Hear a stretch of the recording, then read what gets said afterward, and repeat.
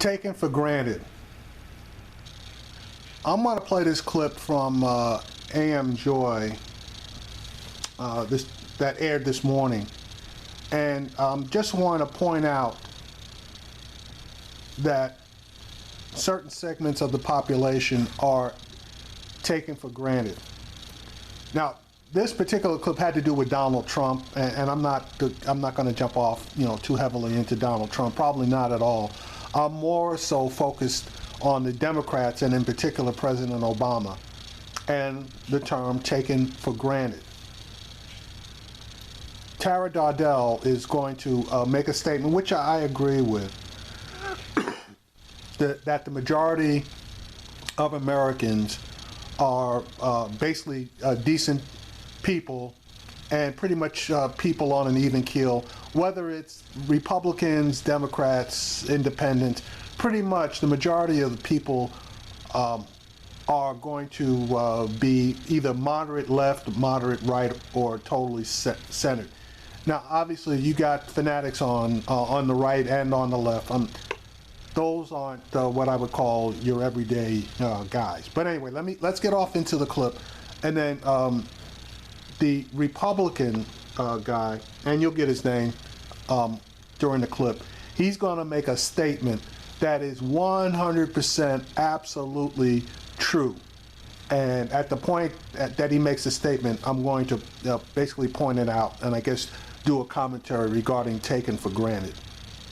Establishment is because Donald Trump is a loose cannon. That's why he scares them. And so that is not lost on the voters, because what Donald Trump is failing to realize is that he is in a general election right now. So what may have worked for the Confederate flag carrying part of the Republican base does not work for the general population of the United States of America. And so I think that those numbers are strong, but I do think it's not something that should be taken for granted, and to put him on the offensive, which is what Secretary Clinton is doing, should continue. Yeah, and Steve, to that point, if you look individually within the various pockets of the American electorate, African Americans, 94% to 19% for Clinton. Hispanics right now, 89-34 in favor of Clinton. Even white voters, Hillary Clinton polling higher than Donald Trump with white voters. With men, the favorables very much even. With women, obviously extremely lopsided in terms of Hillary Clinton. So you have Donald Trump doing poorly with literally every other constituency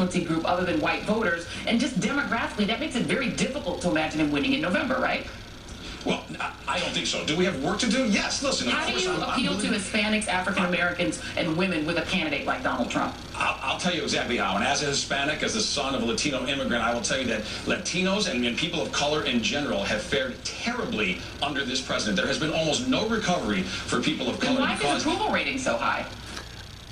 Okay, he is 100% absolutely correct. And now Joy's going to ask a question that I don't know if he's being politically correct or not, but I'll say it, because blacks have drunk the Obama Kool-Aid and not held his feet to the fire. So they're closing their eyes, holding their nose, and giving him favorable ratings, where if they look at their own, if we look at our own circumstances and see where we are in comparison to everybody else and where we've come from, we should be mad as hell. But this gentleman is going to be politically correct, which is not something that Trump does. Well, because he's done a wonderful job of selling them. That's why. Donald Trump needs to do a better job at messaging, and I believe he will, and we will, all of us involved in the campaign. We need to convince them that we need economic growth. This is the first president in American history who never registered a single year of 3% GDP growth. That is a terrible milestone to reach. We cannot have a third term of that. And by the way, people of color suffer the most when there's no economic growth. Why is his... Exactly, and he's telling the truth. And Joy Reid is going to come back here and hammer, and the answer is they've drunk the Democratic Kool-Aid, in particular President Obama. And now, in a retrospect, especially in those southern states, they drunk the Hillary Clinton Kool-Aid.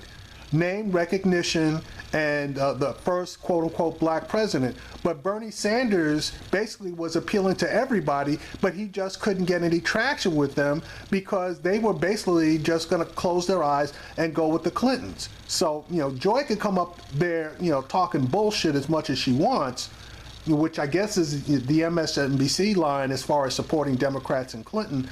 But the answer to your question, Joy, is because they've drunk the Kool-Aid and they are not politically savvy voters that are voting for our economic interests. Rating so high, specifically people are. And I want to do one thing. We're pretty much out of time. On your point of messaging, this was Donald Trump messaging this week. He tweeted out about the polls. Thank you. All right. So anyway, enough of that segment. But the Democrats take us black people for granted.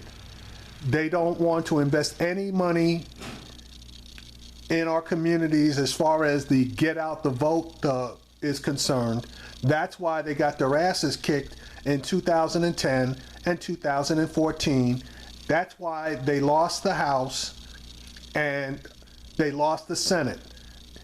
And all of the quote-unquote decent Democratic candidates walked away from Obama in 2012 and 2014, and that's why you had such a landslide as far as the Republicans taking over both houses of Congress is concerned, and why you have so many Republican governors and legislatures in place, because basically black people stayed home. There was no get out the vote campaign. There was no money spent in the communities where getting out the black vote would have made a difference.